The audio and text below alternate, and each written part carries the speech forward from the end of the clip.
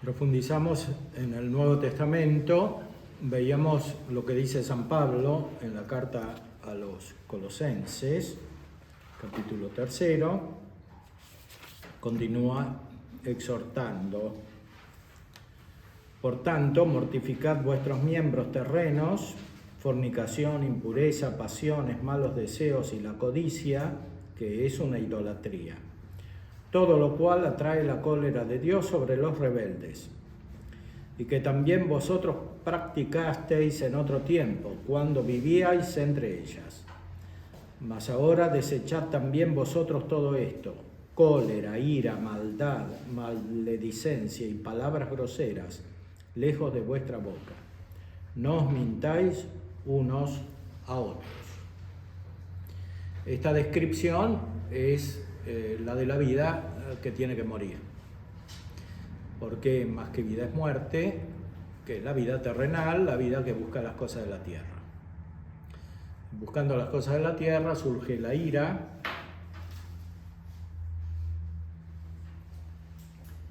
que puede ser buena a veces, pero que muchas veces es mala, porque es un apetito de venganza que sigue la mentira, como dice aquí San Pablo. Entonces la ira está conectada con la mentira, y en un modo de vida donde prevalece la ira, surgen las mentiras, y las mentiras atraen otras mentiras, se responden con otras mentiras, y eso engendra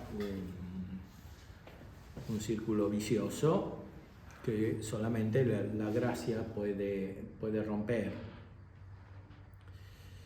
Esa es la vida de las cosas de la tierra. Cuando alguien busca las cosas de la tierra, en el fondo está buscando esto que no da ninguna felicidad y que fracasa.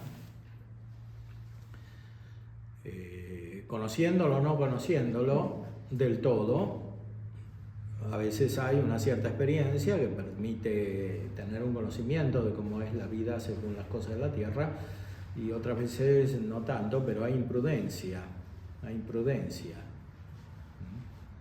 que está implícita en la rebeldía. Aquí San Pablo pone la raíz de todos estos vicios, como la cólera, la lujuria, la codicia, está en la rebeldía. La rebeldía es una forma de soberbia.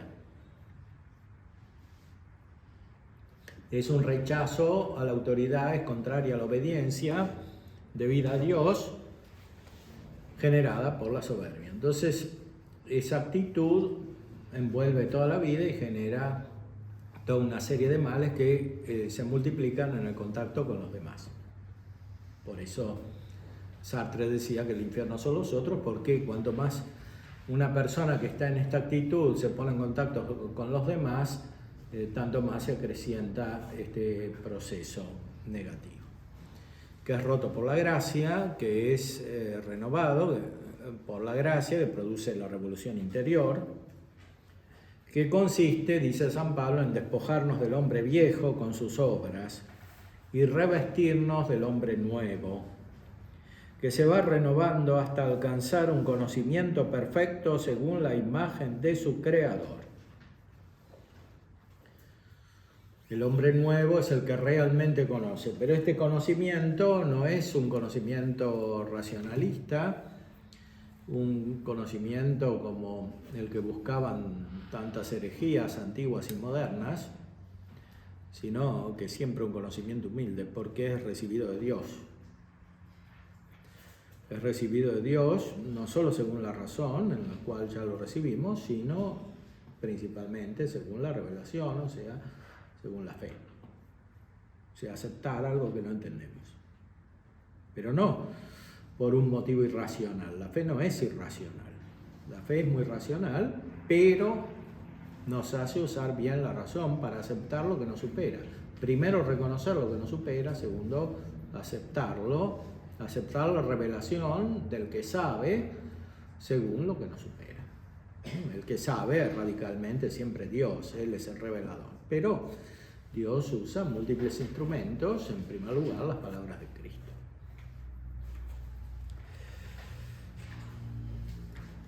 Este hombre nuevo está renovado según la imagen del Creador, donde no hay griego y judío, circuncisión y circuncisión, bárbaro, escita, esclavo, libre, sino que Cristo es todo y en todos. En otro lado también dice varón y mujer. Es Cristo todo y en todos. Revestidos pues como elegidos de Dios, santos y amados, de entrañas de misericordia, de bondad, de humildad, mansedumbre, paciencia, soportándoos unos a otros y perdonándoos mutuamente si alguno tiene queja contra otro. Esta es la caridad. Si no hay caridad, no hay conocimiento humilde de Dios, no hay revelación y sigue la rebeldía. Esto es. Y la caridad tiene aspectos exteriores que se manifiestan sobre todo en las palabras, que en la vida humana son muy importantes porque son el primer signo de la interioridad del pensamiento. Las palabras son muy importantes. Después son los gestos, las actitudes, las obras externas, pero lo primero son las palabras. Entonces, San Pablo exhorta, llama, impulsa a tener una vida de caridad para que se produzca esta renovación, que es ante todo una renovación del pensamiento y de la cual sigue una renovación en la vida. Esta es la vida evangélica. Y por encima de todo esto, revestidos del amor, que es el vínculo de la perfección. El amor, la caridad, es el vínculo de la perfección. O sea, es lo que nos une a nosotros en la Iglesia, que es el cuerpo de Cristo. Nos une con Cristo, entonces, en la cabeza, y a través de Cristo nos une con Dios. Esa caridad, ese amor, es producida por el Espíritu Santo, que es en Dios el amor. Entonces, el amor une, es vínculo, conexión de perfección, que es el llamamiento universal y primero del Evangelio. Sed perfectos como vuestro Padre Celestial es perfecto. Ser perfecto es ser santo. No es una perfección exterior, no es un modo de vida, no es un esquema, no es una organización mental, es la santidad de Dios. Es Dios que está separado de todo lo que es imperfecto, de todo lo que es sobre todo deficiente y oscuro, pecaminoso, etc. Entonces estamos llamados a la perfección, que es una perfección interior, es la mente renovada, dice San Pablo. Y que la paz de Cristo presida vuestros corazones, pues a ella habéis sido llamados, formando un solo cuerpo, y sed agradecidos. Acción de gracias es la Eucaristía. Por eso la vida cristiana tiene su culminación terrenal en la celebración de la Eucaristía. Esta Eucaristía no es el fin de todo en su forma externa, porque la Eucaristía que celebramos aquí es la continuación de la Eucaristía que se celebra en el cielo. La Eucaristía que se celebra en el cielo la celebran también los ángeles y los santos que no tienen cuerpo, porque es un acto espiritual, como dice el canon de la misa, es un sacrificio espiritual. Sacrificio, explica Santo Tomás siguiendo a San Agustín, es algo sagrado hecho en honor de Dios, ¿no? Un sacrificio espiritual es una ofrenda a Dios, una alabanza de Dios que es principalmente espiritual. En el Antiguo Testamento era principalmente material, ¿no? Eran sacrificios externos, era matar animales, etc. En el Nuevo Testamento el sacrificio de Cristo es principalmente un sacrificio espiritual que dice la carta a los Hebreos que se hace en el cielo. Cristo tiene un sacerdocio perfecto y ese sacerdocio perfecto se ejercita en el cielo, porque a través de la pasión Él entró en el cielo. fue perfeccionado por el sufrimiento en la pasión y se hizo perfecto. Ahora es perfecto en su acción sacerdotal. Ya era perfecto en su humanidad porque es persona divina, está lleno de gracia. Pero ahora se hace perfecto en su función plena de intercesor ante el Padre, uniéndonos a nosotros en esa intercesión. Por eso la celebración de la Eucaristía es un sacrificio espiritual que se realiza en el cielo y que se hace presente en la tierra. Y por eso, de alguna manera, todo lo que hacemos tiene que conectarse con la Eucaristía. Lo que hacemos en la tierra tiene su centro en la Eucaristía. Pero no tenemos que entender la Eucaristía solo en su forma sensible externa, en el modo de decir las palabras. La Eucaristía es el sacrificio espiritual, esencialmente. Más esencialmente todavía es la transubstanciación. La transubstanciación es el cambio de la sustancia del pan y del vino en la sustancia del cuerpo y de la sangre de Cristo. Y eso lo hace Dios. Es algo divino. Entonces trasciende cualquier tipo de palabra humana, cualquier tipo de celebración litúrgica exterior, que por supuesto debe ser adecuada a la transubstanciación, porque está toda dirigida a lograr que el efecto de la transubstanciación se realice en las personas. Pero la misa no son las palabras principalmente. La misa es la transubstanciación, que es algo que hace Dios. No lo hace ni siquiera el sacerdote es instrumento de eso. Pero el que habla es Cristo. El que habla es Cristo. Y las palabras que dice Cristo son esas de la consagración. Todas las demás son palabras de la Iglesia que se une a Cristo y que tienen su eficacia desde Cristo. Pero la Iglesia es una comunidad de hombres que está unida a Cristo y que actúa según su forma humana. Decimos palabras humanas, que tomamos principalmente de la Sagrada Escritura. Los textos de la Santa Misa están tomados de la Sagrada Escritura y también de la tradición, sobre todo de la tradición litúrgica, que son los distintos modos que hubo a lo largo del tiempo de celebrar el único sacrificio espiritual y perfecto, que es el de la misa, que a su vez es la representación, la continuación del sacrificio que Cristo hace siempre en el cielo y que está haciendo en cualquier época, en cualquier momento, y que se hace presente en cada Eucaristía. Por eso, a través de la Eucaristía nos unimos con el cielo. Por eso se dice también que la Eucaristía es el pan de los ángeles que están en el cielo.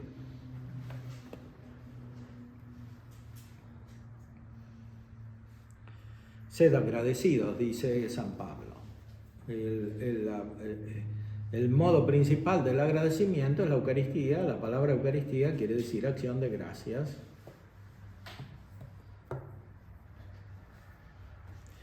La palabra de Cristo habita en vosotros con toda su riqueza. Instruíos y amonestaos con toda sabiduría.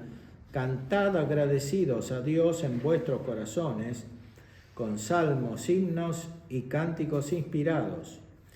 Y todo cuanto hagáis de palabra y de boca, hacedlo todo en el nombre del Señor Jesús, dando gracias por su medio a Dios Padre. En la tradición se cumplió siempre lo que dice aquí San Pablo, o sea, recitar con acción de gracias cantos y salmos. Salmos son los himnos del Antiguo Testamento.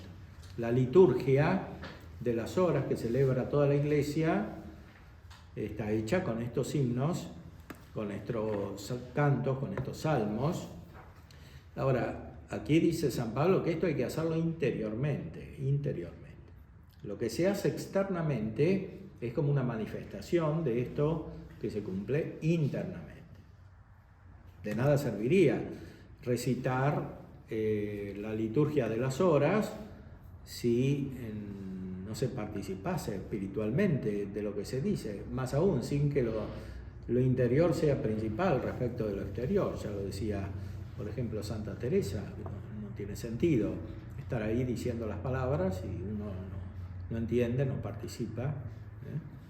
Eso que sucede en la liturgia de las horas sucede en la liturgia en sentido perfecto, que es la Santísima Eucaristía.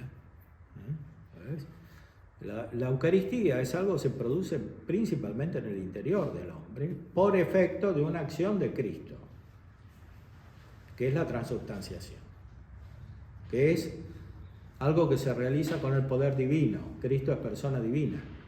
Por eso cambia el pan y el vino en su cuerpo y su sangre. Como antes resucitó. Resucitó quiere decir que su cuerpo estaba muerto y después estuvo vivo. Y eso por su propio poder. Cristo es Dios. Como hombre no lo podía haber hecho. Como Dios lo hizo porque eso requiere el poder del Creador. Lo mismo sucede en la Santa Misa. Se requiere el poder del Creador. Por eso en la consagración no son las palabras del sacerdote las que se dicen, sino las palabras de Cristo.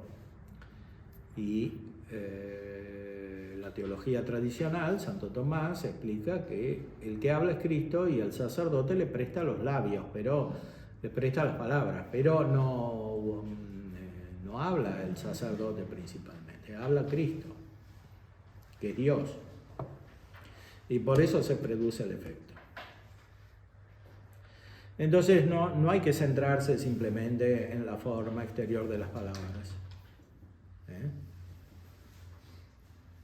ni en el tono de voz, ni todo eso es importante, tiene que dirigirse a lo interior, es como un instrumento, pero lo esencial es la acción divina que se realiza ahí. Es lo mismo que sucede en la Eucaristía. La Eucaristía son las palabras de Cristo y de toda la revelación, pero esas palabras, si no está el Espíritu, es decir, si no está la gracia infundida por el Espíritu Santo, no sirven. De hecho, en la historia hay múltiples sectas, herejías, que siguen literalmente la Biblia y la entiende cada uno a su modo, y cuanto más tratan de profundizar, tanto más se dividen entre sí. Y entre los católicos puede pasar lo mismo. Ahora todas estas querellas que hay sobre el tradicionalismo, progresismo, etc., en torno a la misa, terminan lo mismo, en una división. Porque no se capta la esencia. Sucede lo mismo que en las sectas de los herejes, de los protestantes. O sea, cuanto más se profundiza, tanto más división hay. Es exactamente lo opuesto de lo que dice San Pablo acá. Y sobre todo, debe haber unidad en torno a la Eucaristía. Porque es el sacramento que hace presente la unidad del cuerpo místico de Cristo, o sea, toda la persona mística de Cristo. Entonces, si hay división, no está. No está Cristo y no está la Iglesia. Están los hombres que se pelean, pero que siguen la ira, siguen la codicia y otras pasiones que pone, y sobre todo la rebeldía, ¿no? Muchas veces cuando se defienden posiciones en la Iglesia que son irracionales y sobre todo contrarias a la fe, hay mucha rebeldía. La rebeldía no es solo ni directamente contra Dios, nadie dice que quiere ser rebelde contra Dios. En general, salvo que sea muy malo, pero en general no es así. La rebeldía sale de la falta de caridad recíproca, ¿no? De este modo de vivir que dice aquí San Pablo,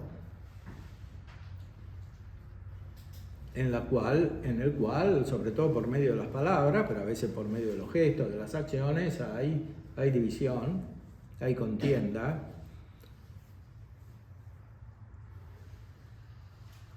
hay un hablar sin caridad, etc. Eso no quiere decir no buscar la verdad y defenderla, por supuesto, pero hay que ser muy, muy consciente, muy sincero respecto de que se está de verdad defendiendo la verdad de las cosas, la verdad de la revelación. O sea, cuando uno no conoce, tiene que reconocerlo y tiene que pedirle consejo al que conoce, al que sabe más, simplemente. Eso es algo que está en la naturaleza y es parte de la prudencia. Si humanamente los niños, los jóvenes son rebeldes, terminan siendo imprudentes porque no hacen caso a los que saben y los podrían instruir sobre cómo guiar su vida y por eso se equivocan. Y lo mismo sucede en la vida espiritual, más todavía en la vida sobrenatural, porque esencialmente depende de algo que no conocemos y que nos es revelado. Entonces, hace falta mucha docilidad sobrenatural, mucha prudencia, que ni siquiera alcanza. Hace falta el don de consejo del Espíritu Santo para guiarse, sobre todo en situaciones tan complicadas como las que hay en la cultura moderna que nace de la rebelión, sobre todo de la rebelión del pensamiento. La rebelión del pensamiento es la que forma todas las herejías, los errores, los idealismos, los racionalismos, que terminan siendo, como explica Santo Tomás, vicios infantiles, ¿no? Porque el que cree que sabe todo o que puede descubrir toda la realidad solo, sin la ayuda de los demás, sin la historia, sin el estudio serio, es como un adolescente mental. Es infantil, fuera de la realidad. Y como todo es tan complejo, hace falta que nos lo enseñe Cristo. Él es el maestro interior, dice San Agustín. El maestro interior. Pero no estamos en contacto con el maestro interior si no tenemos esa docilidad, si no estamos en su cuerpo, que es la iglesia, porque a Cristo no lo vemos, lo creemos. Y para percibirlo, para captarlo y para escucharlo, necesitamos la iglesia. No hay Cristo sin iglesia y no hay iglesia sin Cristo.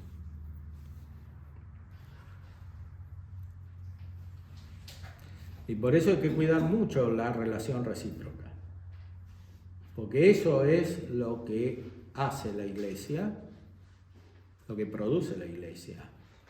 Y esa relación es el vínculo de la perfección, como dice aquí San Pablo. Donde no hay caridad, no hay iglesia. Hay separación, hay cisma y también herejía, que es una separación mental. Es muy delicada la unidad, porque es un efecto de la presencia de Dios, que es uno. Si no hay unidad, no está la presencia de Dios, que es uno. La división es rebelión. Y eso es lo primero que hizo el diablo. Rebelarse. Dividirse de Dios. Separarse. Ahora, lo que dice aquí San Pablo nos introduce directamente las palabras de Cristo que están en el Evangelio. Las palabras de Cristo son muchas, son muy amplias, son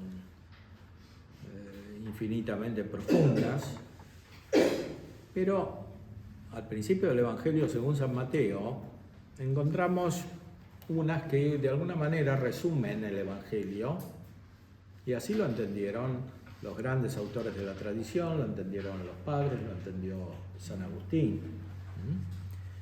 Por eso recordemos lo que dice Cristo según el capítulo 5 del Evangelio según San Mateo.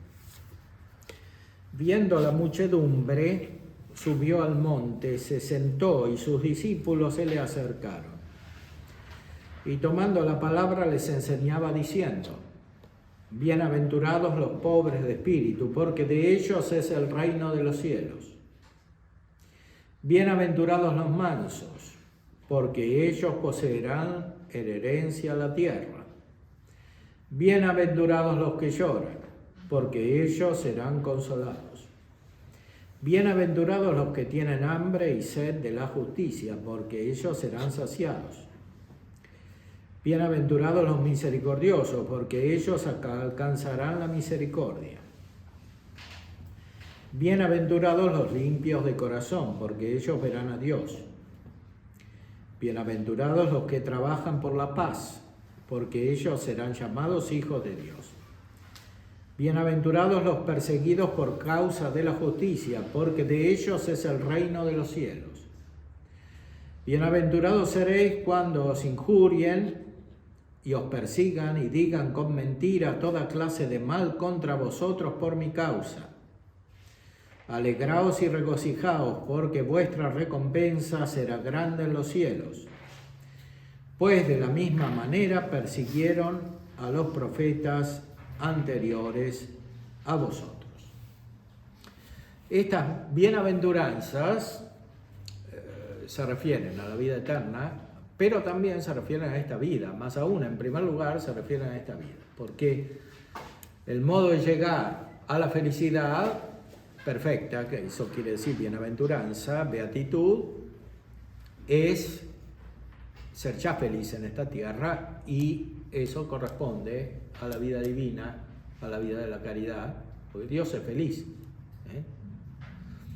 Dios es siempre feliz, eso ya lo descubrieron los filósofos. Aristóteles ya decía que Dios es feliz. Siempre, nosotros no, pero Dios sí.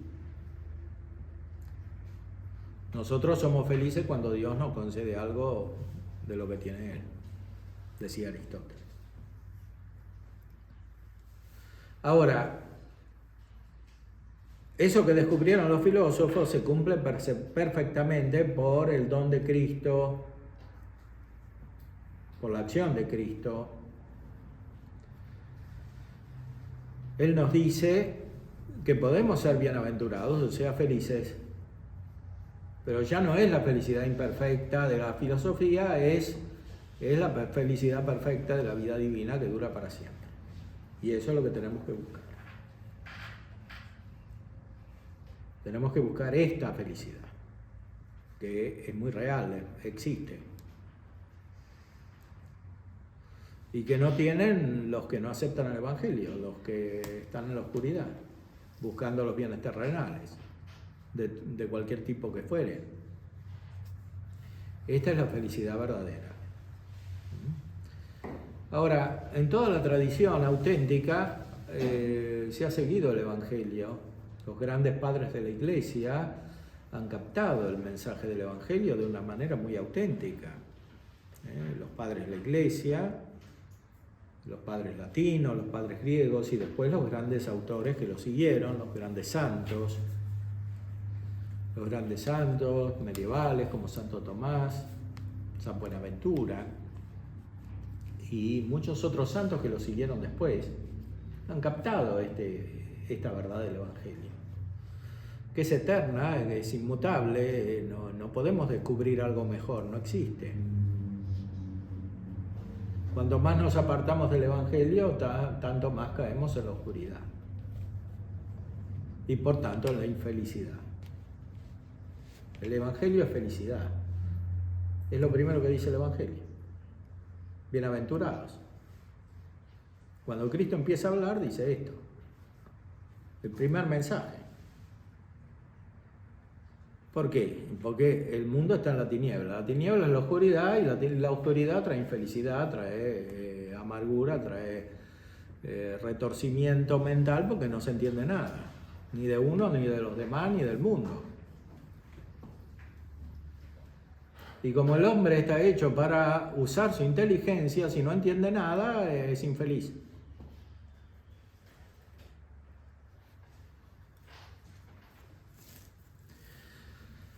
Por eso hay que buscar la verdad. O sea, el primer mandamiento que dijimos, el de Cristo, de la caridad, incluye otro, que es buscar la verdad. que ya estaban en el Antiguo Testamento, porque honrar a Dios sobre todas las cosas es honrar al que encuentra nuestra inteligencia como el fundamento de todo y por tanto buscar la verdad, porque si no usamos la inteligencia lo encontramos a Dios. Es buscar la verdad. Eso está siempre presente en la vida cristiana y por tanto en la vida moral, en toda la vida moral, en toda la vida humana. Buscar la verdad.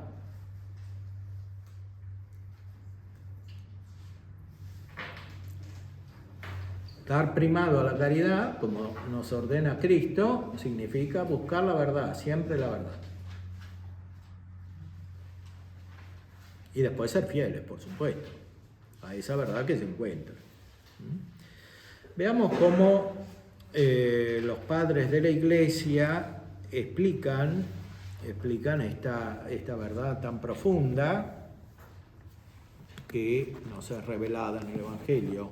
San Agustín tiene un comentario al Evangelio,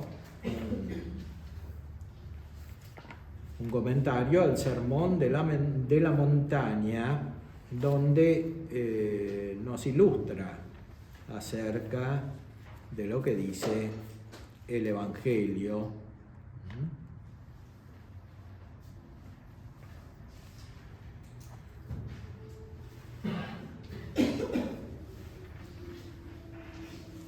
Todas estas bienaventuranzas constituyen 8 sentencias, pero en lo que sigue dirígese ya el Señor a los que estaban presentes y les dice: dichosos seréis cuando os maldijeren y os persiguieren. ¿Cuáles son estas bienaventuranzas? Las explica al principio del texto. Cualquiera que con piedad y recogimiento considere el sermón de nuestro Señor Jesucristo, que nuestro Señor pronunció en el monte, como lo leemos en el Evangelio según San Mateo, opino que encontrará en él, por lo que atañe a la buena dirección de costumbres, un método perfecto, un modo perfecto, dice en latín, de vida cristiana. Así nos atrevemos a prometerlo y no es temeraria nuestra promesa, porque se funda en las mismas palabras del Señor. En efecto, de tal manera concluye el sermón que claramente aparece que se contienen en él todos los preceptos conducentes a la perfección de la vida cristiana. Así pues dice: todo aquel que oye estas mis palabras y las practica será semejante a la lluvia. Salieron de madre los ríos, soplaron los vientos y dieron con ímpetu contra tal casa, mas no fue destruida, porque estaba fundada sobre piedra. Pero cualquiera que oye estas mis instrucciones y no las pone en obra, será semejante a un hombre necio que fabrica su casa sobre arena. Y cayeron las lluvias, desbordándose los ríos y soplaron los vientos, y dieron con ímpetu contra aquella casa, la cual se desplomó y su ruina fue grande. Y continúa San Agustín: mas como él no dijo solamente el que oye mis palabras, sino el que oye estas mis palabras, a mi juicio claramente manifestó que las palabras pronunciadas por él en el monte contienen una doctrina tan perfecta para dirigir la vida cristiana, que cuantos quieran tenerla por norma de vida, con razón se comparen al hombre que edificó su casa sobre piedra. He dicho esto para hacer ver que este sermón contiene todos los preceptos de perfección que informan la vida cristiana, mas en su lugar trataremos de este argumento con más extensión. O sea, siguiendo el Evangelio, ilustra San Agustín, no hay manera de equivocarse, es la casa sobre la roca. La casa sobre la roca, aunque venga el viento, el agua y a veces el terremoto, la casa no se destruye. la casa no se destruye, no cae. Y eso es lo que pasa con la vida humana cuando está fundada sobre el Evangelio. No hay manera de equivocarse. Y si uno se equivoca es porque no sigue el Evangelio.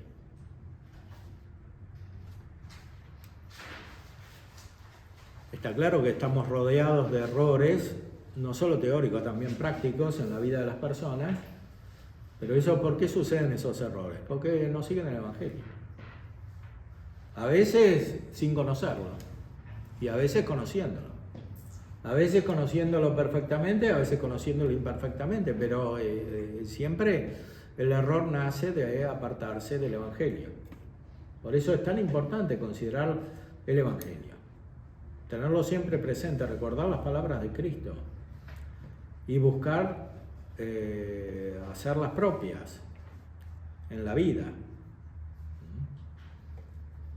Pues es el único criterio que nos lleva a la vida eterna y por tanto a la felicidad, a la bienaventuranza, que es el principio y el fin del Evangelio. Así comienza Cristo a hablar en la montaña y así termina la vida del que sigue a Cristo en esta felicidad y está toda envuelta por esta felicidad. Y todo lo demás es contingente, es como secundario. Jesús habla en la montaña significando que esto pasa por arriba y lo demás pasa por abajo. Es decir, todos los problemas que surgen en la vida humana pasan por abajo. Si uno está arriba, si uno no está arriba, pasa todo al mismo nivel.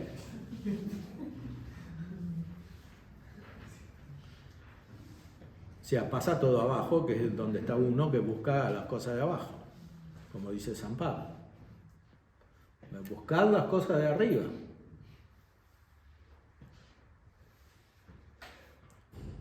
¿Dónde está Cristo? Cristo está en la montaña, que está arriba. Porque Él habla en la tierra, para los que estamos en la tierra,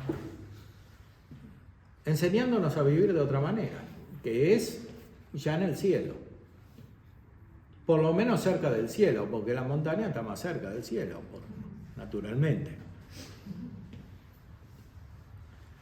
Es evidente que esto hay que entenderlo de modo espiritual, o sea, en lo profundo de la vida humana hay un cielo que está con Cristo, porque nosotros somos parte de Cristo, miembros de Cristo, no parte porque seamos parte de Dios, sino porque participamos, recibimos algo de la perfección divina que está presente perfeccionando la humanidad de Cristo, a la cual estamos unidos. Por la fe, por la caridad, por la esperanza y después por todas las otras virtudes. Y también, según la humanidad, los dones naturales. Tantos dones naturales tenemos. Todos vienen de Dios.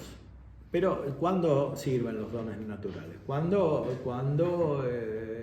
los encontramos en la humanidad de Cristo. Pues si los vemos por sí mismos, como algo separado, más nos sirven para apartarnos de nuestra bienaventuranza que para acercarnos a ella. Todo lo que es bueno puede convertirse en malo por el uso, no porque en sí sea malo, sino porque lo buscamos desordenadamente con esta aspiración a las cosas de la tierra, que tiene una concupiscencia que nace del desorden original, que es una de las consecuencias del primer pecado, que todavía sufrimos. Pero hay modo de superarlo. Y ese modo es la gracia, es la vida divina, es el Evangelio en su esencia. Pero este Evangelio hay que meditarlo mucho, hay que recordar, hay que tener presente siempre las palabras de Cristo.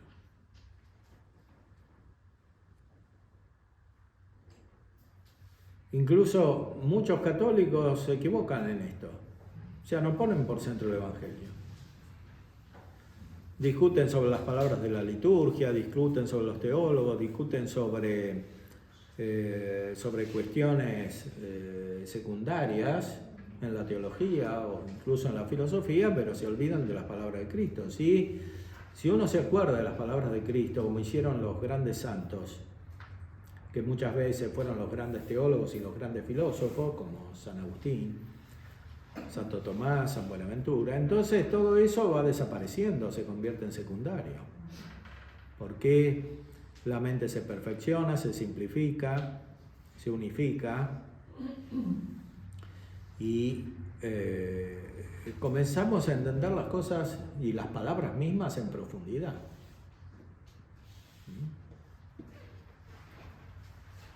¿Qué es lo contrario de la herejía? Es lo contrario del cisma. Es la unidad de Dios que se refleja en Cristo, que está unido a toda la iglesia. Si hay separación, eso no pertenece a Cristo, ni a la iglesia. Es como un ramo muerto. Jesucristo mismo lo dice, que hay que podar la vid y sacar lo que está muerto, lo que no sirve.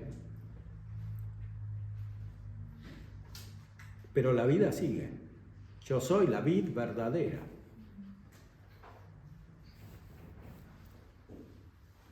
Yo soy la vid verdadera. Él es el tronco, la planta en el cual vivimos nosotros. Si nos separamos, no vivimos más.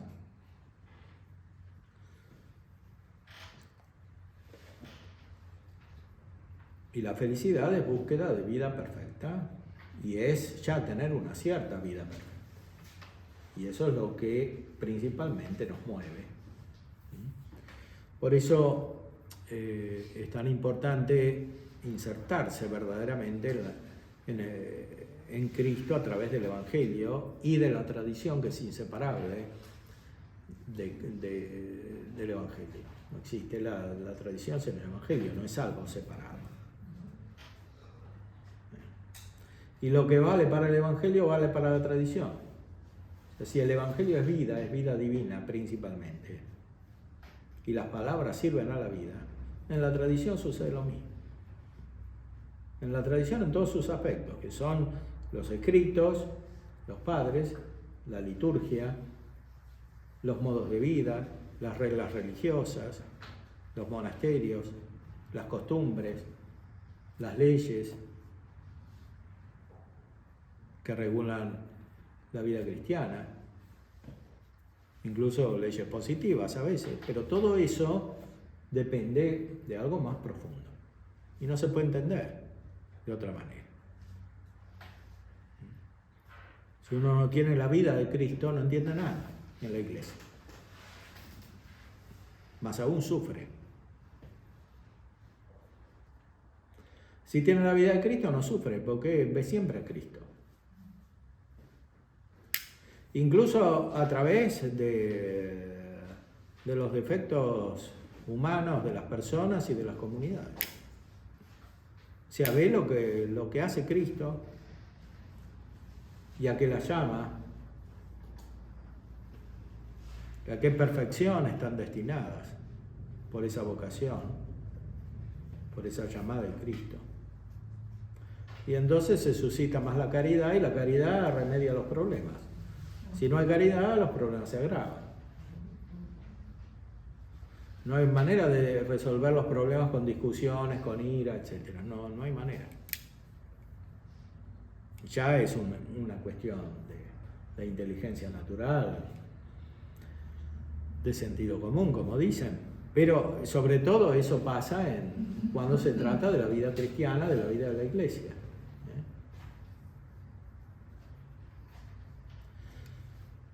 Meditemos entonces sobre la perfección de la vida evangélica para que nuestra vida esté siempre escondida con Cristo en Dios, en el cielo.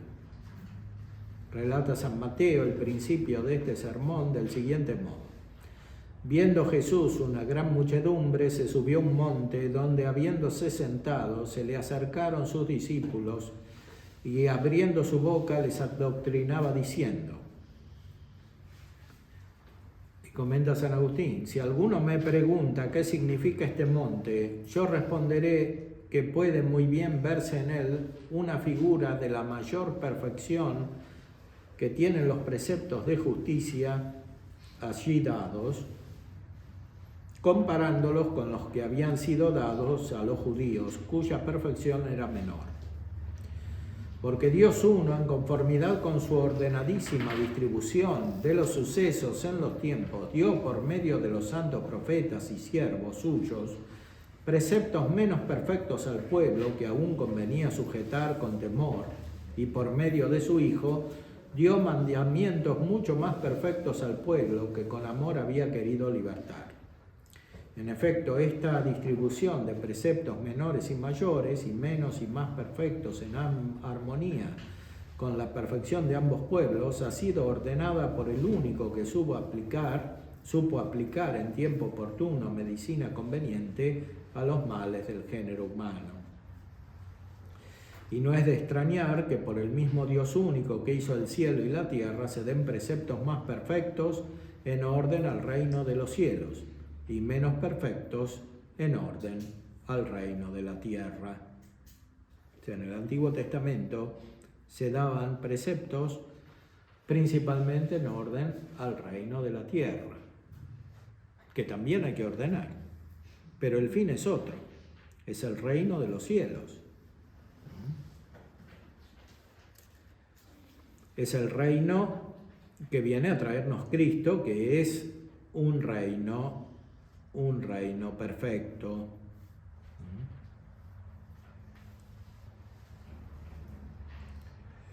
De esta justicia, que es mayor o más perfecta, dice el profeta, como altísimos montes es tu justicia y abismos profundísimos tus juicios. Y esta doctrina es ciertamente significada por el monte, donde enseña el Maestro único, el solo idóneo para enseñarnos tan grandes cosas. El Señor se sentó para enseñar según corresponde a la dignidad de su magisterio. Acércanse a él sus discípulos, a fin de que aquellos que con el corazón se acercaban más a cumplir sus preceptos, estuvieran también más próximos con el cuerpo para oír sus palabras.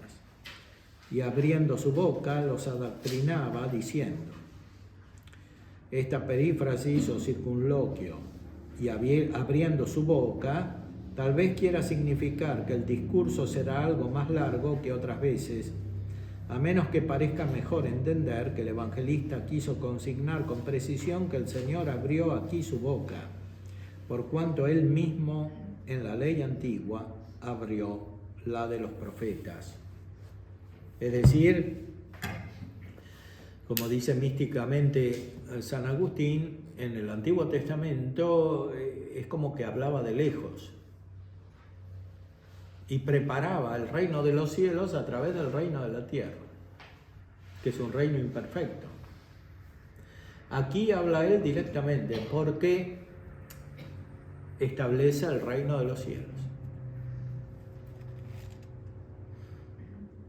No es Dios que hable en la boca de los profetas, es Dios mismo que abre su boca humana, que es la boca de la humanidad de Cristo, y establece una nueva ley, una ley perfecta, que es esta, de la felicidad, de las bienaventuranzas, de la caridad y de la paz, que traen todas estas operaciones perfectas que se cumplen según la vida de aquel que está unido a Cristo. El que está unido a Cristo es el discípulo. Cristo está sentado arriba del monte, que es su cátedra. Y los discípulos están cerca de él escuchando, como dice San Benito. A los que se preparan a escuchar sus reglas. Escucha, hijo, las palabras del Maestro. Y nosotros somos los que escuchamos a Cristo, que está sentado arriba enseñándonos y quiere que estemos sentados con Él, y para eso tenemos que estar arriba. ¿Y qué es lo que nos eleva? Sus mismas palabras. Si seguimos sus palabras, somos discípulos de Cristo, estamos arriba, entramos en el reino de los cielos y las cosas de la tierra quedan abajo.